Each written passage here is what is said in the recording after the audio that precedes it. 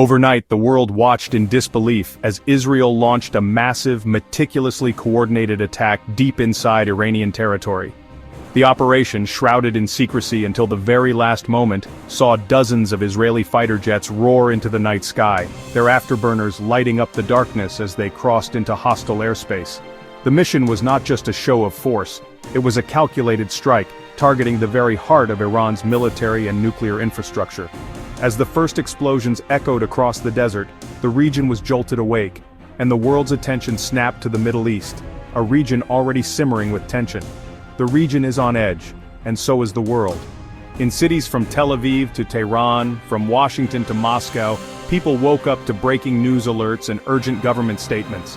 Cafes and living rooms filled with anxious faces glued to television screens, as world leaders scrambled into emergency meetings. The sense of uncertainty was palpable, with ordinary citizens and diplomats alike wondering if this was the beginning of a much larger conflict. Here's what happened, and why the world is holding its breath. In the early hours of June 12, Israel executed a multi-pronged assault on Iranian soil. The targets were not chosen at random. Israeli intelligence had spent months, perhaps years, mapping out Iran's most sensitive nuclear sites, missile bases, and command centers. The attack was a blend of modern warfare, precision airstrikes, sophisticated cyber attacks that crippled communications and defense systems, and covert sabotage operations on the ground. Explosions rocked key facilities, including suspected nuclear enrichment sites, sending plumes of smoke into the night sky. Simultaneously, cyber warfare teams unleashed digital barrages, disrupting Iranian military networks and sowing confusion among commanders. The message was clear: Israel was willing and able to strike at the core of Iran's military ambitions. The cost was immediate and severe. Key Iranian military and nuclear figures were reportedly killed in the initial wave of strikes, sending shockwaves through the country's leadership. Emergency vehicles raced to the scenes of devastation, while Iranian officials scrambled to assess the damage and reassure a shaken public. In a somber press conference, Iranian leaders vowed swift retaliation, their faces grim as they addressed a nation in mourning and outrage. The loss of high-ranking personnel and the destruction of critical infrastructure marked one of the most significant blows to Iran's military in recent memory. Iran's response was both rapid and fierce. Within hours, the Iranian military launched a massive counterattack, firing hundreds of missiles and drones at Israeli cities and military installations. The night sky over Israel lit up with streaks of light as air defense systems sprang into action, intercepting incoming threats. Sirens wailed across major cities, sending civilians scrambling for shelter as explosions echoed in the distance. The scale and speed of Iran's retaliation underscored the seriousness of the crisis and signaled that neither side was willing to back down. Israel's advanced Iron Dome and David's Sling defense systems intercepted the majority of incoming missiles and drones, but some managed to slip through. The result? Several buildings were damaged, emergency responders rushed to scenes of chaos, and dozens of civilians were injured. Ambulances raced through city streets while families huddled in bomb shelters, listening to the distant thud of explosions. The psychological impact was profound. Israelis, long accustomed to conflict, now faced the very real possibility of a prolonged and devastating war. As the direct confrontation between Israel and Iran escalated, regional proxies began to mobilize.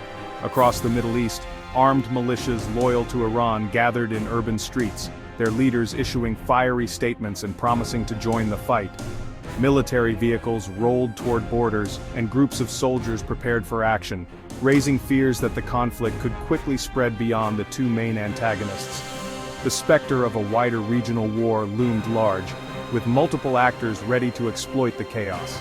In Lebanon, Hezbollah, the powerful Iranian-backed militia, threatened to open a second front against Israel. Fighters were seen mobilizing in the hills of southern Lebanon, their flags fluttering in the wind as convoys moved into position. In a televised speech, Hezbollah's leader warned that any further Israeli aggression would be met with a storm of fire from the north. The threat was not idle. Hezbollah possesses tens of thousands of rockets and a history of fierce resistance, making the prospect of a two-front war a nightmare scenario for Israeli planners.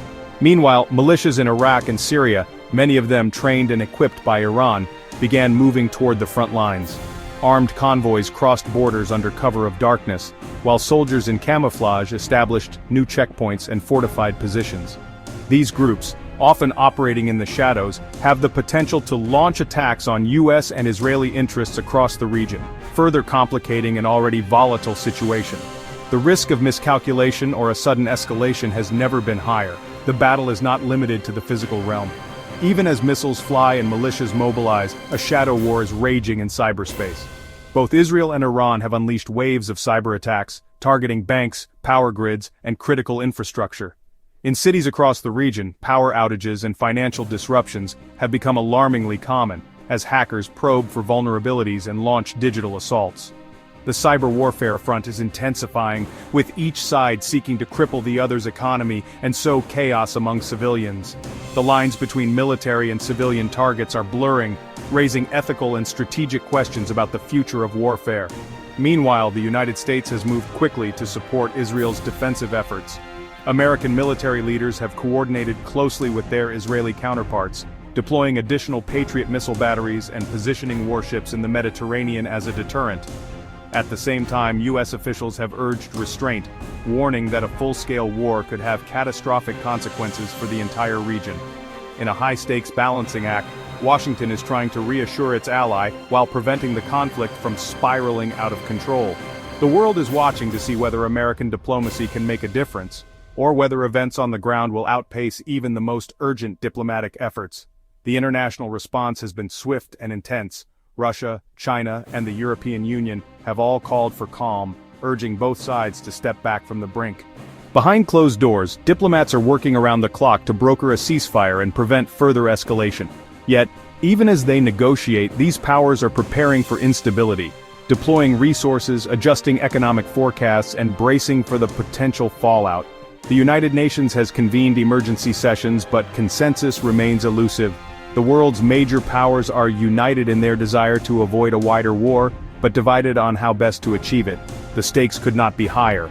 Experts warn that the conflict could escalate into a grinding hybrid war, combining conventional battles, proxy skirmishes, and relentless cyber attacks.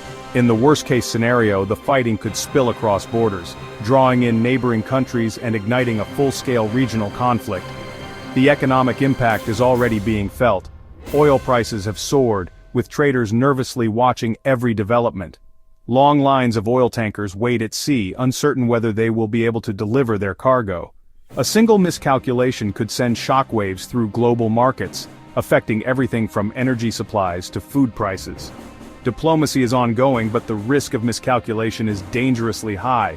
In capitals around the world, diplomats are burning the midnight oil, working the phones and meeting behind closed doors in a desperate bid to de-escalate the crisis. Every word, every gesture is being scrutinized for signs of intent. The margin for error is razor thin, and the consequences of a diplomatic failure could be catastrophic. The world has seen how quickly local conflicts can spiral into global crises, and this time, the stakes are even higher. As dawn breaks over the Middle East, the world remains on high alert. News anchors deliver breathless updates, families gather around televisions, and leaders weigh their next moves. The outcome of this crisis could shape the region for years, perhaps decades to come. The choices made in the coming days will determine whether the Middle East descends into chaos, or finds a path to fragile peace. For now, all eyes are on the region, and the world holds its breath, hoping that cooler heads will prevail before it's too late.